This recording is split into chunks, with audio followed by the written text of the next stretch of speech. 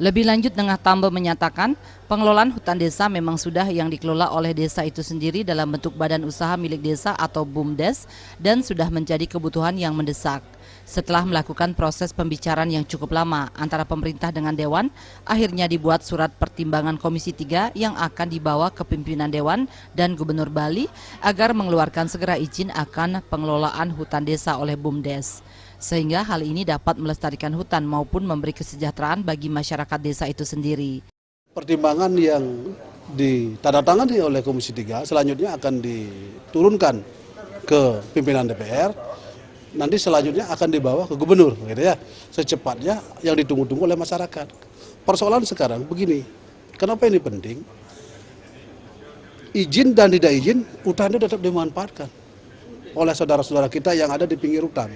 Ditambahkan nantinya pengawasan ada pada masing-masing pihak yang ada perjanjian antara BUMDes dengan pemerintah setempat.